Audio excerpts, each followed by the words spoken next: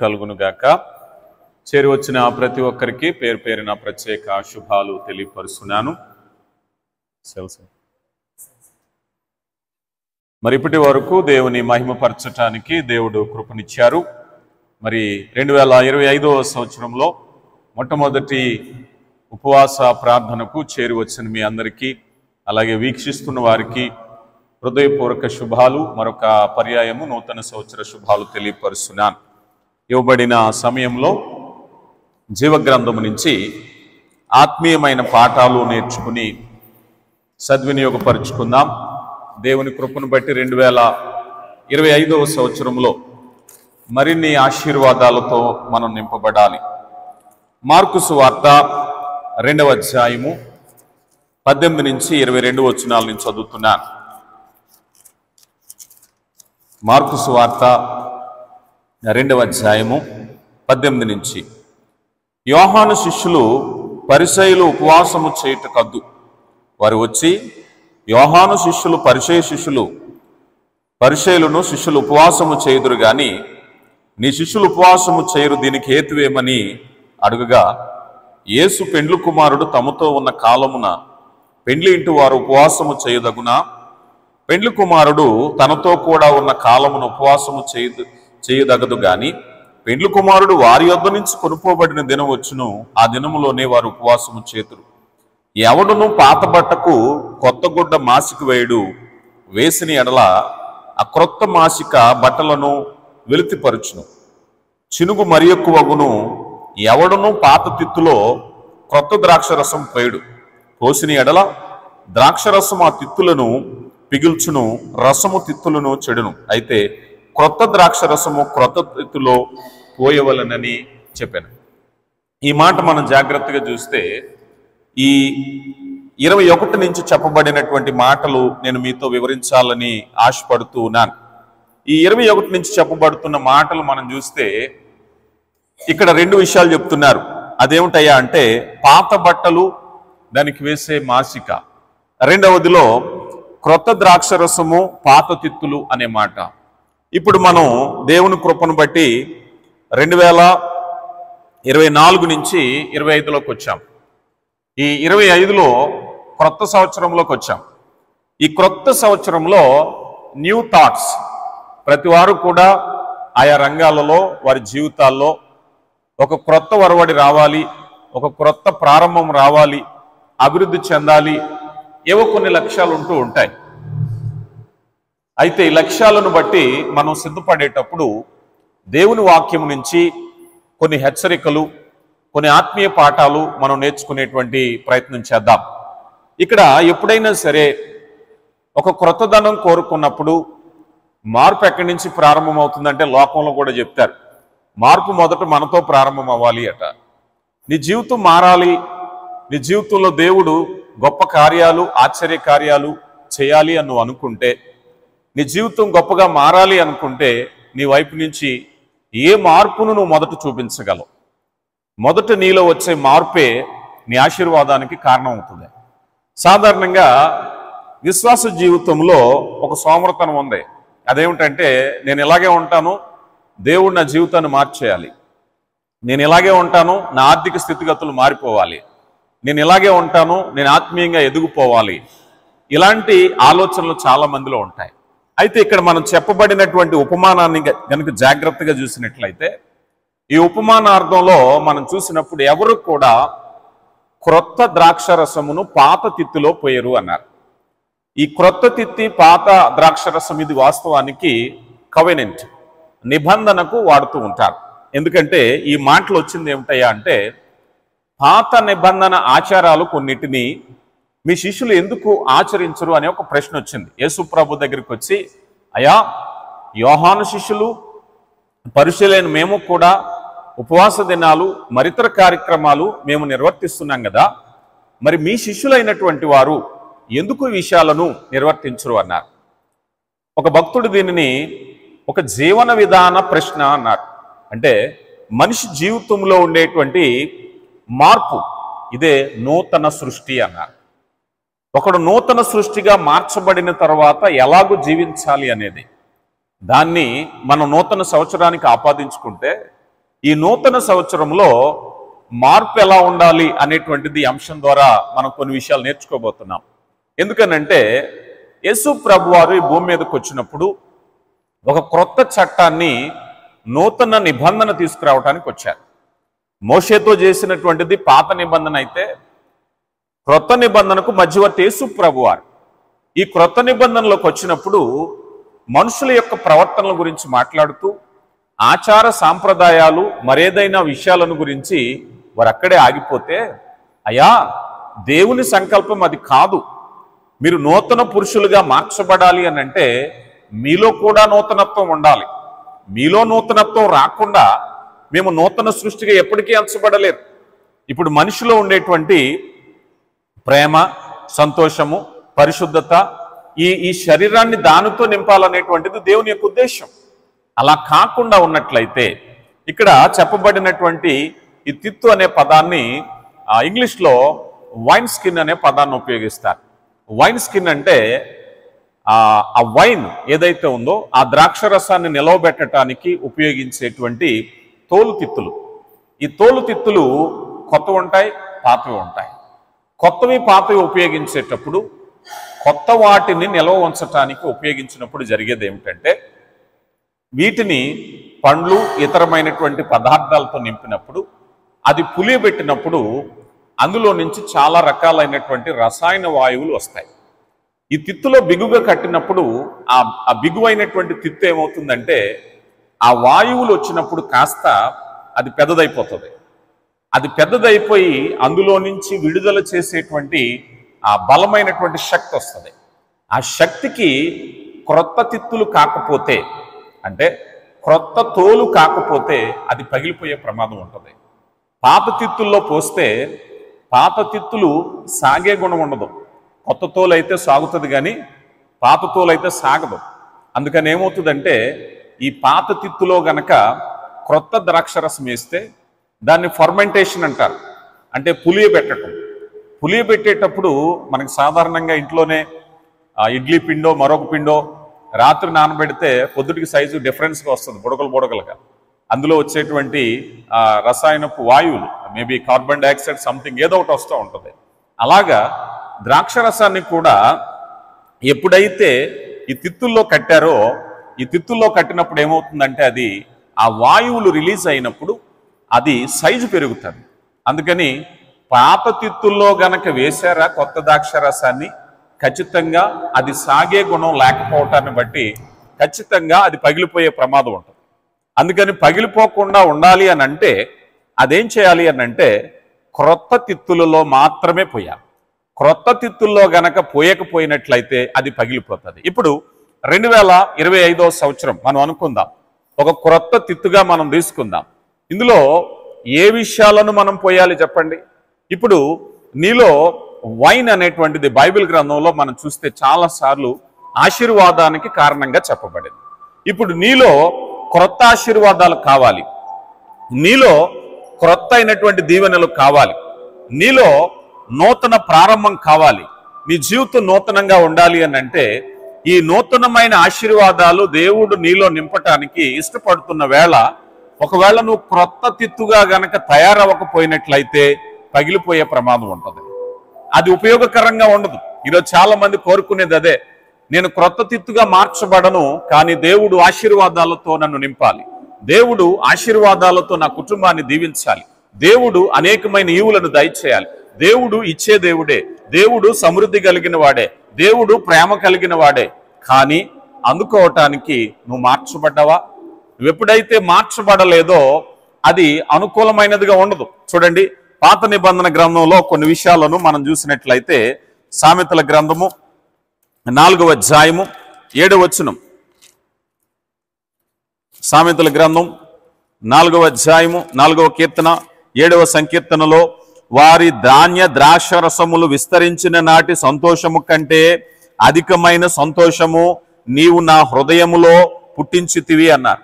ధాన్య ద్రాక్షరసములు అంటే ఈవులు, ఆశీర్వాదాలు. బైబిల్ గ్రంథంలో చాలా చోట్ల ఈ పదాన్ని మనం చూస్తాం. ఇర్మియా గ్రంథాన్ని కూడా ఒకసారి మనం చూస్తే, ఇర్మియా గ్రంథము 31వ అధ్యాయము 12వ వచనాన్ని మనం చూసినట్లయితే, 12వ వచనం, వారు వచ్చి సియోను కొండ మీద ఉత్సాహధ్వని చేతురు. యెహోవా చేయు ఉపకారమును బట్టి, గోధుమలను బట్టి, ద్రాక్షరసమును బట్టి, తైలమును బట్టి, గొర్రెలకు పశువులకు పుట్టు పిల్లలను బట్టి సమూహములుగా వచ్చెదరు. వారికి నెన్నటికి కృషింపక నీళ్లు పారు తోట వలె ఉందురు అన్నారు. దేవుని ఆశీర్వాదము ఒక ప్రవాహం వలె వస్తుందట. దేవుని ఆశీర్వాదము క్రొత్త ద్రాక్షరసం వలె వస్తుందట. ఈరోజు 2025లో నీ జీవితంలో క్రొత్త ద్రాక్షరసం వలె ఆశీర్వాదము నీ జీవితంలో కావాలి అని అంటే నీ దగ్గర సరైన తిత్తు ఉండాలి కదా, అది నింపబడాలి కదా. అందుకే అంటారు కదా, హృదయాలు దేవుని ఈవులతో నింపబడాలి. దేవుని సన్నిధికి వచ్చేటప్పుడు ఎలా రావాలంటారు? వట్టి కొండ వలె వచ్చాము అంటారు. ఒకవేళ ఈ కొండలో ఇప్పటికే ఏమైనా పదార్థాలు ఉన్నాయనుకుందాం. ఏమండి, ఇప్పటికే ఏమైనా పదార్థాలు ఉంటే ఉపయోగం ఏముంది? ఉదాహరణకు అనుకుందాం, మనకు ఎవరైనా పాలు పోస్తున్నారు, కుండ నిండా పాలు పోస్తామన్నారు అనుకోండి. ఇప్పటికే మన ఇంట్లో కుండలో సగానికి పాలు ఉన్నాయంటే ఏం చేస్తాం? ఇప్పుడు ఈ కుండ ఖాళీ చేయాలి. ఈ పాలు తీసుకెళ్లి వేరే చోట వేస్తే కుండ నిండా పాలు తెచ్చుకోవడానికి అవుతుంది. లేదు, సగం నిండిన కుండతో అక్కడికి వెళ్తే సగం పాలే వస్తాయి. అందుకేం చేస్తాం? ఇప్పుడు ఈ కుండ ఖాళీ చేయాలి. ఈరోజు మనిషి జీవితంలో దేవుని ఆశీర్వాదం నింపబడాలి అని అంటే ఈ కుండ ఖాళీ చేయబడాలి, వట్టి కుండగా దేవునికి రావాలి. చాలా సార్లు ఈ కొండలో పాపం, ఈ కొండలో లోకం, ఈ కొండలో ద్వేషం, ఈ కొండలో అనేకమైనటువంటి విరోధ భావాలు, దేవునికి వ్యతిరేకమైన భావాలతో ఉండి అయా ఈ కొండ నింపబడాలి అంటే సాధ్యమవుతుందా? ఒకవేళ నీ కొండలో పోసేటువంటి పాలు అనుకుందాం, ఈ పాలు పోయాలంటే కొండ ఏం చేయాలి? అది ఒకవేళ కూర వండిన పాత్ర అనుకోండి, శుభ్రంగా కడిగేయాలి, లేకపోతే ఈ పాలు కాస్త తిరిగిపోతాయి. ఈ పాలు కాస్త ఇరిగిపోతాయి. అది శుభ్రపరచకపోతే దేవునికి వ్యతిరేకమైనటువంటిది నీ జీవితంలో ఉంటే అయా నా జీవితాన్ని 2025 ఆశీర్వాదకరంగా మలచండి అని ప్రార్థన చేస్తే ఉపయోగం ఏముంది? అందుకే చెప్తున్నారు, అయా ఇదిగో ఎవడను క్రొత్త ద్రాక్ష రసమును పాత తిత్తులో పోయాడు కదా. మానవ జీవితాన్ని తిత్తుగా మనం పోల్చుకుంటే ఈ సంచిలో, ఈ తోలు సంచిలో ఆశీర్వాదాలు నింపాలి అని అనుకుంటే మొదటిగా అర్హమైన పాత్రగా నువ్వు ఉండాలి, శుభ్రపరచబడిన పాత్రగా నువ్వు ఉండాలి, ఖాళీ పాత్రగా నువ్వు ఉండాలి. దేవుని సన్నిధిలో ఆ పాత్రగా నువ్వు ఎప్పుడైతే ప్రార్థించి ఎదురు చూసావో దేవుడు గొప్ప కార్యాన్ని చేయబోతున్నారు. యోవేలు గ్రంథంలోనికి మనం వస్తే యోవేలు గ్రంథము 1వ అధ్యాయము 10వ వచనంలో, యోవేలు గ్రంథం 1వ అధ్యాయము 10వ వచనం, పొలము పాడైను, భూమి అంగలార్చుచున్నది, ధాన్యము నశించెను, క్రొత్త ద్రాక్షరసము లేకపోయేను, తైల వృక్షములు వాడిపోయేను. అంటే నిస్సారమైన జీవితం, ఆశీర్వాదాలు లేని స్థితి. ఈరోజు క్రొత్త ద్రాక్షరసము లేకపోయేను అన్నారు. ఈరోజు నీ జీవితము క్రొత్త ద్రాక్షరసముతో, అయ్యో నా జీవితంలో 2014 కంటే 2015లో కొత్త మార్పులు రావాలి, పాత సంగతులు గతించిపోవాలి, నూతనమైన ప్రారంభం కావాలి, నూతనమైన ఆశీర్వాదం కావాలి అని అనుకుంటే నీ జీవితము శుద్ధీకరించబడాలి. అయ్యా ఇదిగో 2014లో చేసిన పొరపాట్లు, 2024లో చేసిన పొరపాట్లు 2025లో సరిదిద్దుకుంటానంటే జీవితం మారుతుంది. కానీ నేను మారను, ఇలాగే ఉంటాను. కానీ నా జీవితం మారాలి అని అంటే ఎవరు కూడా పాత తిత్తులో క్రొత్త ద్రాక్షరసం పోయిరు. అందుకొరకు అనుగుణంగా నేను మారాలి. కొంతమంది జీవితాలు అయా ప్రాచీనమైనటువంటి స్థితిలో ఉండిపోయాం, ఇంకా మార్పు రాలేదు, వాక్యం అంటే ఆసక్తి లేదు, దేవుని సన్నిధి అంటే ఆసక్తి లేదు, ప్రార్థించే స్వభావాలు లేవు, దేవుని వాక్యాన్ని ధ్యానించే స్వభావం లేదు. కానీ నా జీవితంలో దేవుడు కార్యం చేస్తారంటే అనుగుణమైనటువంటి మార్పు నువ్వు చేయగలిగిన రోజు దేవుడు తప్పకుండా చేస్తాడు కదా. సంవత్సరాలు గతించిపోతున్నాయి. అయా 2020, 2021, 22, 23, 24 అయిపోయింది, నా జీవితం మారట్లేదు. అనుగుణంగా మారావా? నీ జీవితాన్ని మార్చుకోవడానికి ప్రయత్నించావా? మార్పు నా నుంచి ప్రారంభం అవ్వాలి.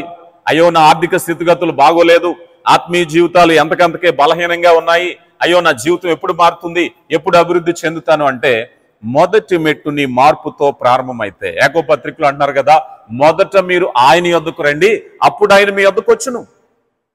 నువ్వు ఎప్పుడైతే ప్రారంభిస్తున్నావో, నమ్మి బాప్తీసం పొందుడి, అప్పుడు మీరు రక్షణ పొందుతారు. నువ్వు మొదట నమ్ము, అప్పుడు ఆయన రక్షణ కార్యం చేస్తారు. నమ్ముట నీ వలనైతే నమ్మువానికి సమస్తమును సాధ్యమే. నువ్వు మొదటగా విశ్వసించు, ఆయన కార్యం చేస్తారు. నువ్వు ఎప్పుడైతే నీ పనిని ప్రారంభిస్తున్నావో దేవుని పని ప్రారంభించబడి ఉంది. దేవుడు తన యొక్క కార్యాన్ని జీవితంలో చేయటానికి సిద్ధపడుతూ ఉన్నారు. ప్రియులారా గమనించండి, ఈరోజు చాలా మంది జీవితాల్లో ఈ విధమైనటువంటి మార్పు రాకపోవటమే మనం చూస్తూ ఉన్నాం. అయితే ఇక్కడ మనం చూసినప్పుడు ఆ కొత్త ద్రాక్ష రసాన్ని దేంతో పోల్చారంటే ఆశీర్వాదాలతో పోల్చారు. దేవుని కృపతో పోల్చారు, దేవుడిచ్చే ఈవులతో పోల్చారు కదా. ఈ క్రొత్త ద్రాక్షరసము నీలో నింపబడాలి అన్నట్లయితే ఇప్పుడు ఎలా ఉండాలి? మనం మొదటగా అనుకున్నాం అదేమిటయ్యా అన్నట్లయితే, క్రొత్త తిత్తులో పోసినప్పుడు క్రొత్త ద్రాక్షరసము కెమికల్ కంటెంట్స్ ఎక్కువగా ఉంటుంది. అదేం చేస్తుందంటే ఒక్కసారిగా ఉబ్బుతుంది, ఒక్కసారిగా రసాయనాలు రిలీజ్ చేస్తుంది. ఆ రిలీజ్ చేసినప్పుడు ఈ తిత్తు కూడా క్రొత్తదై ఉంటే ఏమవుతుందంటే ఇది స్ట్రెచ్ అవుతుంది. ఇది ఎంతగా గ్యాస్ ఫామ్ అయిందో, ఎంతగా ఉబ్బిందో అనుగుణంగా స్ట్రెచ్ అవుతుంది. ఒకవేళ గనక ఆ స్ట్రెచ్ అయ్యే స్వభావం లేకపోతే, ఆ స్ట్రెచ్ అయ్యే సాగే స్వభావం లేకపోతే ఇది రిలీజ్ చేసినప్పుడు ఆ తిత్తు కాస్త ఒక్కసారిగా పగిలిపోతుంది. పాత తిత్తులో క్రొత్త ద్రాక్షరసం పోస్తే అది పిగిలిపోవును, ఎందుకంటే అది వ్యాకోచించేటటువంటి ఆ అనుకూలత దానికి ఉండదు, ఆ స్వభావం దానికి లేకపోవటం వల్ల. ఈరోజు దేవునికి అనుగుణంగా నీ జీవితాన్ని మార్చుకోవటానికి నువ్వు సిద్ధంగా ఉన్నట్లయితే, అయా ఇదిగో నా జీవితము నేను మార్చుకోవటానికి సిద్ధంగా ఉన్నాను, నువ్వు ఎట్టి నడిపించినా నేను నడవడానికి సిద్ధంగా ఉన్నాను. లేదండి నా జీవితం ఇలాగే ఉంటుంది, నేను మార్పు లేని జీవితము, నా ఆలోచన ఇలాగే ఉంటుంది, నా నడక ఇలాగే ఉంటుంది, నా వ్యసనం ఇలాగే ఉంటుంది, కానీ నేను దీవించబడాలి అని అంటే ఎంతవరకు న్యాయసమ్మతం? దేవా నా జీవితాన్ని నీ చేతిలో పెడుతున్నాను, నువ్వు మార్చగలిగిన వాడు అయ్యా. అందుకే భక్తుడు పాడాడు కదా, నడిపించు నా నావ, నువ్వు ఎటు నడిపిస్తే నేను అటు వెళతాను, ఏ దిశ చూపిస్తే ఆ దిశకు నేను వెళ్ళాలి. అంతేగాని నాకంటూ ఒక గమ్యం, నాకంటే ఒక స్థిరమైనటువంటి నిర్ణయాలతో నేను లేనయ్యా, నీ చిత్తము నేను జరిగించాలి. ప్రభు వారు అన్నారు కదా, నీ చిత్తాన్ని, ఆయన చిత్తాన్ని జరిగించడానికి నేను వచ్చాం. ఈరోజు నీవు నేను మనమందరం కూడా దేవుని చిత్తాన్ని జరిగించడానికి ఉన్నాం. అలాంటి దేవుని చిత్తానికి జరిగించేటప్పుడు ఆ నావ ఆయన ఎటు తిప్పుతాడో అటు తిరగడానికి నువ్వు సిద్ధంగా ఉన్నట్లయితే, నువ్వు ఎప్పుడైతే స్ట్రెచబుల్ అనుకూలంగా ఉంటే నీ జీవితంలో ఆశీర్వాదాలతో నింపబడతావు. ఎవరైనా బహుమానం ఇస్తున్నారన్నప్పుడు అయా ఇదిగో ఏదైనా ఒక పాత్ర తెచ్చుకోండి, అయా ఏదైనా ఒక గిన్నె తెచ్చుకోండి అన్నారనుకోండి, చిన్నవి పట్టుకెళ్ళాం, ఎక్కువ సరుకులు బట్టియే తీసుకెళ్తాం, పెద్ద పాత్ర తీసుకెళ్తాం. అలాగే దేవుని దగ్గరికి వచ్చేటప్పుడు నా జీవితం కూడా అనుకూలంగా మలుచయ్యా, అనుకూలమైనటువంటి పాత్ర నేను, నువ్విచ్చేటువంటి కృప, నువ్విచ్చేటువంటి ఆశీర్వాదాలు, నువ్విచ్చేటువంటి దయ, నువ్విచ్చేటువంటి ఆ నూతన ఆ ద్రాక్షరసాన్ని నింపుకోవటానికి అనుకూలమైన పాత్రగా నేను ఉండబోతున్నాను అనేటువంటిది 2025లో నీ మొదటి నిర్ణయం అయితే అనేకమైన ఆశీర్వాదాలతో దేవుడు నింపబడటానికి ఇష్టపడుతూ ఉన్నారు. అందుకే అన్నారు కదా, ఒకవేళ గనక కొత్త గుడ్డకు 2025వ సంవత్సరానికి పాత మాసికి వేసాం అనుకుందాం, పాత గుడ్డతో కుట్టాం అనుకుందాం, ఇదేమవుతుందట, ఈ పాత గుడ్డ ఆ క్రొత్తదాన్ని కూడా చింపేస్తుందట. ఇప్పుడు 2025ను నువ్వు బాగుపరచాలనుకుంటున్నావా? 2025లో నీ జీవితం ఎప్పుడులాగే ఉంచాలనుకుంటున్నావా? ఒకవేళ పాత మాసికి వేస్తే 2024లో ఏదైతే పాతగిలిపోయిందో, ఏదైతే నష్టపోయిందో, ఏదైతే దేవునికి వ్యతిరేకం ఉందో ఆ మాసికను తీసుకొచ్చి ఈ 2025లో నీ జీవితాన్ని మాసికి వేసినట్లయితే దీన్ని కూడా చింపేస్తుంది, ఇది కూడా పాడైపోతుంది. దేవుడిచ్చిన మరొక అవకాశం 2025. అయ్యా 2023లో నా జీవితం బాగుపడలేదు, 2024లో బాగుపడలేదు, ఆ దరిద్రాన్ని అక్కడ వదిలేసేసి ఏది అవరోధంగా ఉందో నూతనమైన ప్రారంభంతో నీ సన్నిధికి వస్తున్నానని ప్రారంభించినట్లయితే 2025 దీవెనకరంగా ఉంటుంది. 2025 దీవెనకరంగా ఉండాలి అంటే ఏ మాసికలు ఉన్నాయో, ఏ పాతబడిపోయే అవరోధాలు ఉన్నాయో వాటన్నిటినీ కూడా అక్కడ విడిచిపెట్టేసాయి. ఆ మాసిక మళ్ళీ 2025లో నీ జీవితానికి అతికించొద్దు, తగిలించొద్దు, అక్కడే విడిచిపెట్టేసాయి. ప్రభువా ఇదిగో నూతన సృష్టిగా నేను మారుతున్నాను, నూతనమైన జీవితంలో మారుతున్నాను, ఆయాసకరమైన విషయాలు నేను వదిలేస్తున్నాను, క్రొత్త జన్మ అనుభవంలోనికి నేను ఎప్పుడైతే వస్తున్నానో ఈ జీవితము ఫలభరితంగా ఉంటుంది. దేవుని చేతికిస్తున్నావు, నీ జీవితాన్ని ఎప్పటికైతే ఇస్తున్నావో దేవుడు తప్పక కృపనిస్తున్నారు. అందుకే చాలా చాలా విధాలైనటువంటి ఆ సారూప్యాల్లో ద్రాక్షరసాన్ని యేసు ప్రభు వారు కొరింథీయులకు రాయబడిన మొదటి పత్రిక 11వ అధ్యాయం 23 నుంచి చెప్పినప్పుడు మనం చూస్తూ ఉంటాం. యోహాను సువార్త 6వ అధ్యాయంలో ద్రాక్షరసము యేసుక్రీస్తు వారి రక్తం, యేసుక్రీస్తు వారి రక్తం. ఈ రక్తము పరిశుద్ధమైనది. ఈ రక్తము మనం ప్రభు వాళ్ళ దగ్గరికి వచ్చేటప్పుడు అనేక సార్లు మనం హెచ్చరించుకుంటాం, మనం ప్రకటన చేస్తాం, ఎవరు అయోగ్యమైన ప్రవర్తనతో మీరు తీసుకోవద్దు, సిద్ధపాటు లేకుండా తీసుకోవద్దని. ఎందుకని? ఇది పవిత్రమైనది. ఈ పవిత్రమైనటువంటిది పవిత్రంగా తీసుకుంటాం, ప్రార్థన పూర్వకంగా సిద్ధపడతాం. అలాగే ఈ ద్రాక్షరసం అనేటువంటి క్రీస్తు ప్రభు రక్తాన్ని నీలో పోసినప్పుడు నువ్వు క్రొత్తవై ఉండాలి. క్రొత్త సంచిగా ఉండాలి, పాత సంచిలో పోయకూడదట. అయ్యా నేను క్రొత్త సంచిగా ఉన్నాను, అయ్యా ఇదిగో నూతనమైన జీవితం వచ్చా, నూతన తలంపులతో నింపబడ్డాను, ఏవి ఆయాసకరమైనవో వాటన్నిటినీ కడిగివేశాం, క్రీస్తు ప్రభు రక్తం కడిగివేసింది, ఇప్పుడు నూతనమైన తలంపులో నేను వస్తున్నాను గనక నూతనమైన ఆశీర్వాదాలకు నేను సిద్ధపడుతున్నాను. ఈరోజు 2025 దీవెనకరంగా దేవుడు మార్చబోతున్నాడు. ఎప్పుడో తెలుసా? వన్స్ నీ జీవితాన్ని నువ్వు మార్చుకున్నప్పుడు, వన్స్ ఒకసారి ఏ విషయాలు అయితే అవరోధాలుగా ఉన్నాయో, ఏ విషయాలు వాక్యానికి విరుద్ధంగా ఉన్నాయో వాక్యపు వెలుగులో పరిశీలన చేసుకున్న రోజు, అయ్యా ప్రభువా నీకు నాకు ఈ యొక్క అపరాధాలు అడ్డుగా వచ్చాయి కనుక వీటన్నిటిని తొలగిస్తానయ్యా, నేను నూతనంగా మార్చబడుతున్నాను.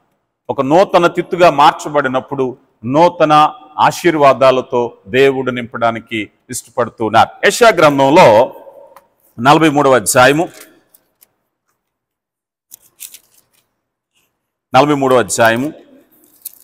18వ వచనం నుంచి నేను చదువుతున్నాను. 43వ అధ్యాయము. మునుపటి వాటిని జ్ఞాపకము చేసుకొనకుడి. ఏం చేయాలటండి? మునుపటి వాటిని జ్ఞాపకం చేసుకోకండి. మునుపటి అంటే ఏమిటి?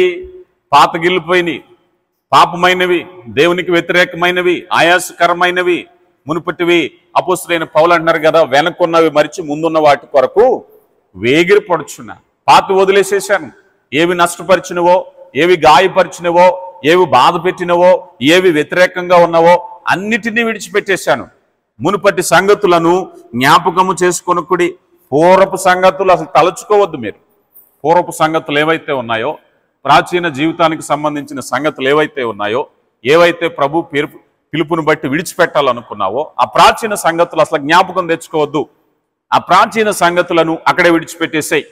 అయా ఇదిగో ఈ సంగతుల వల్లే నా జీవితం పాడైపోయింది, ఈ సంగతుల వల్ల నా కుటుంబం పాడైపోయింది, ఈ సంగతుల వల్ల నా ఆరోగ్యం పాడైపోయింది, ఈ సంగతుల వల్ల నా ఆత్మీయ జీవితం పాడైపోయింది కనుక వాటిని అసలు గుర్తు తెచ్చుకోవద్దు. వాటిని గుర్తు తెచ్చుకోవద్దు. ప్రభు సన్నిధిలో పరిశీలన చేస్తే మనకు అర్థమవుతుంది దేని వల్ల నేను నష్టపోయాను, ఏ వ్యసనం వలన, ఏ తప్పుడు నిర్ణయాల వల్ల, ఏ ప్రభువుకు వ్యతిరేకమైన నిర్ణయాల వల్ల నష్టపోయానో ఆ సంగతులన్నీ కూడా తలంచుకోవద్దు, అస్సలు గుర్తు చేసుకోవద్దు అంటున్నారు.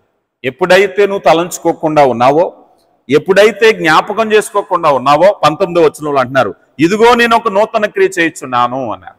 ఎప్పుడట? నువ్వు తలుచుకోని రోజు, నువ్వు జ్ఞాపకం చేసుకోని రోజు. నువ్వు అదే తలంపుల్లో అదే జ్ఞాపకాల్లో బ్రతికితే దేవుడు చెప్పే మాట, ఇదిగో నేను నూతన క్రియ చేస్తున్నానని. నువ్వు పాత పడిపోయి అంటే నూతన క్రియ దేనికి? నూతన క్రియ అబ్జర్వ్ చేసుకోదు నీ జీవితం. ఇంకా పాతగిలిన స్థితిలోనే ఉన్నావు. నువ్వు కొత్త జీవితానికి కావాలి అంటే నీవు కూడా కొత్తదనం కలిగి ఉండాలి.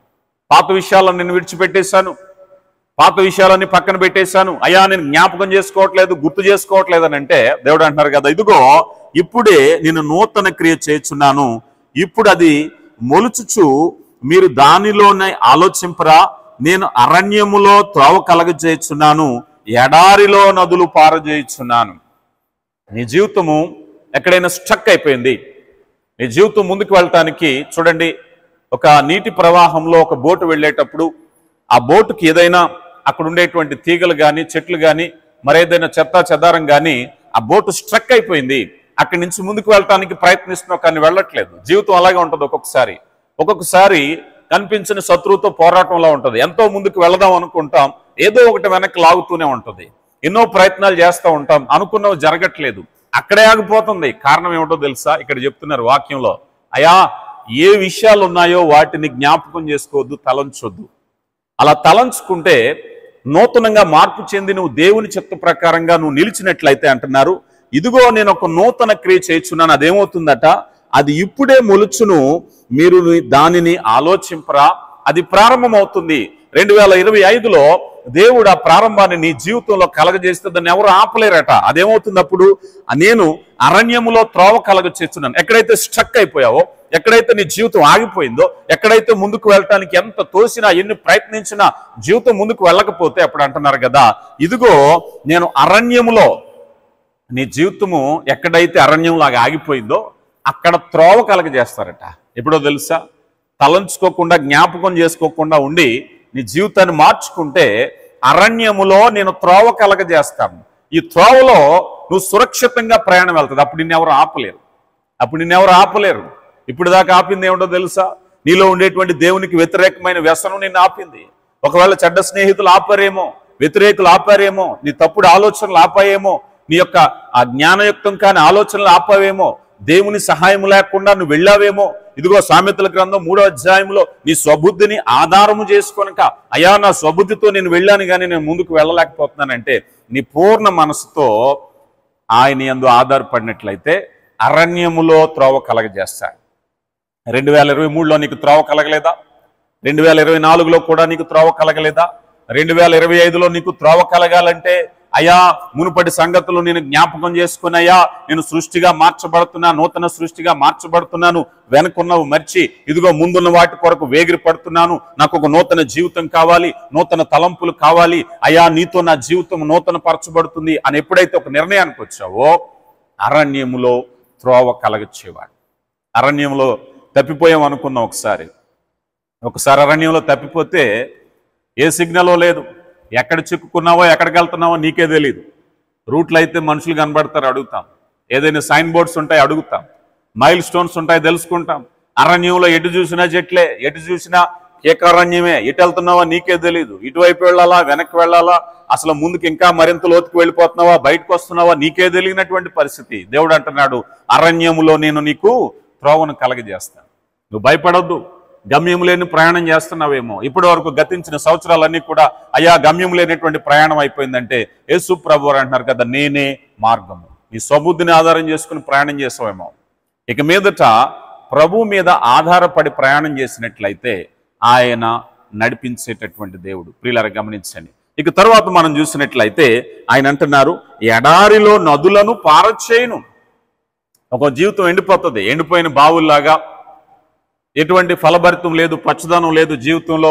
అయ్యా నా జీవితం ఎండిపోయినట్టుందయ్యా, నా జీవితంలో సంతోషం లేదు, నా జీవితంలో ఆనందం లేదు, నా జీవితంలో చెప్పుకోవడానికి ఏమీ లేదు, ఎండిన ఎడారిలాగా ఉన్నాను అని అంటే, దేవుడు అంటున్నారు కదా, నువ్వు మార్పుకు లోనవుతావా?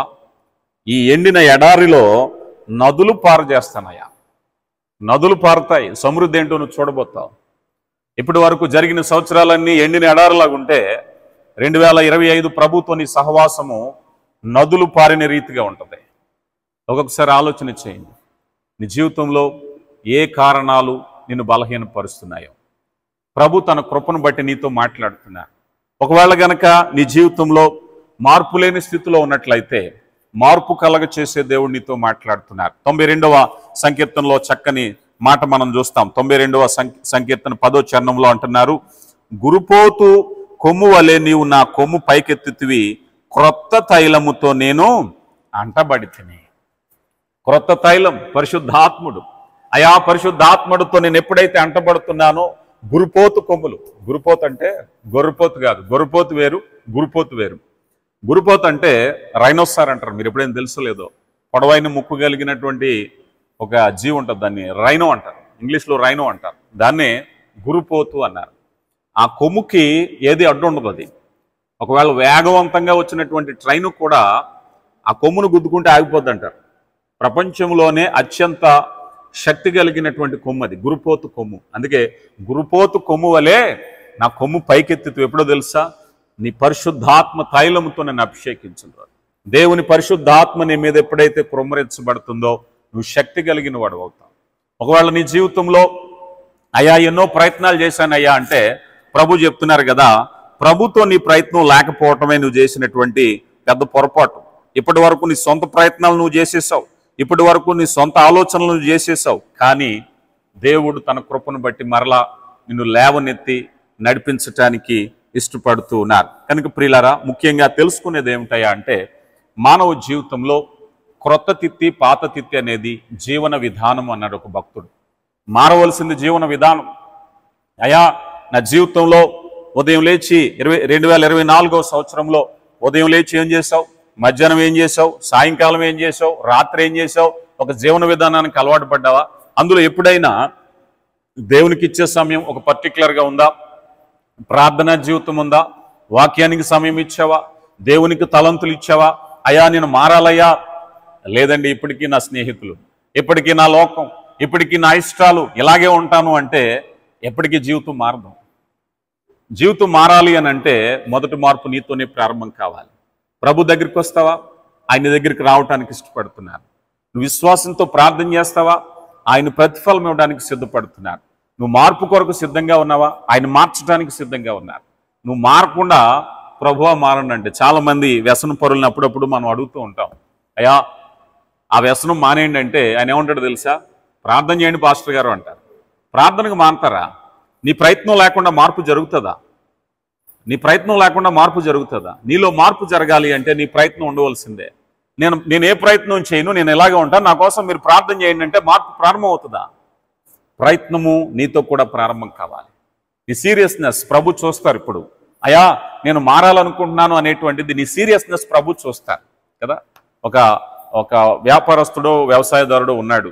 అతడు తన స్థితిని మార్చుకోవాలి అని అంటే ఉదయం లేచి కష్టపడటం, సమయాన్ని కేటాయించడం, పనిలో నిమగ్నం అవటం చూస్తే అది సీరియస్నెస్. అలా కాకుండా నా మనసులో ఇంత ఆశ ఉంది, నేను నిద్రపోతాను, నా మనసులో ఇంత ఆశ ఉంది, లోకపు ఆశల్లో నేను పరిగెడతాను అంటే మారదు జీవితం. ప్రభు కూడా ఏది విత్తుతావో అది కోస్తావని చెప్తున్నారు. ప్రభు నిన్ను అడుగుతున్నారు, ఒకవేళ నీ జీవితంలో మార్పు కొరకైనటువంటి ఆ సీరియస్నెస్ ఆయన చూస్తారు. మన నోటితో అడగొచ్చు, లేకపోతే కళ్ళంట నీళ్లు పెట్టవచ్చు, కానీ ప్రభు హృదయ రహస్యాలు ఎరిగినవాడు. ఇఫ్ యు ఆర్ సీరియస్, నువ్వు నిజంగా సీరియస్గా ఉన్నావా ఆయన తెలుసుకుంటారు. పేతురుని అడుగుతున్నారు, పేతురు గొర్రెలు కాస్తావా? ఒకసారి, 2 సార్లు, 3 సార్లు అడిగాక పేతురు కోపం వచ్చింది. ప్రభువా అన్నిసార్లు అడుగుతున్నావు, నీకు తెలీదా?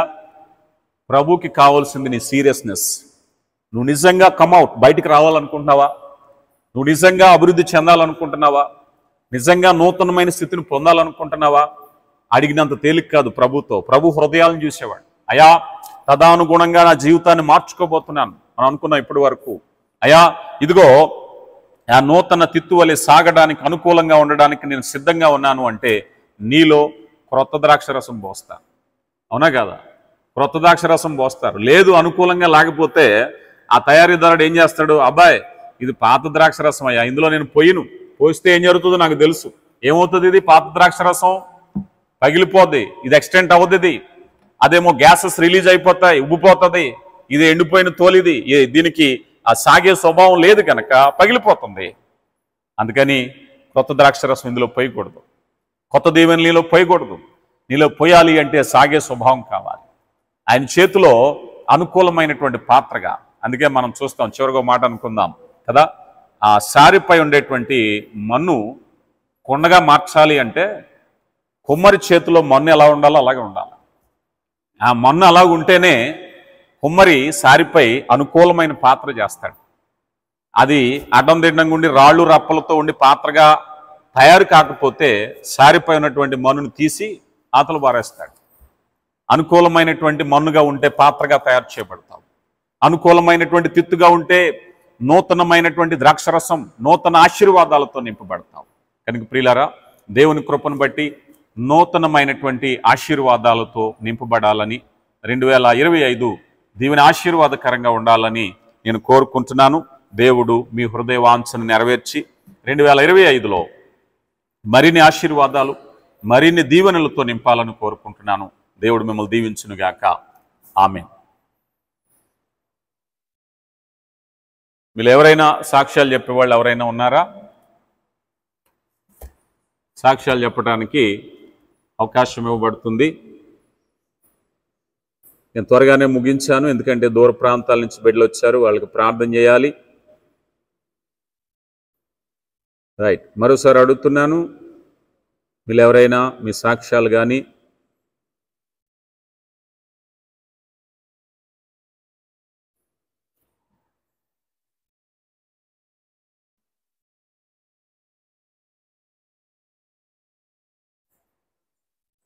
పైకి వస్తాను, ఉంచు లైవ్ తీసేసి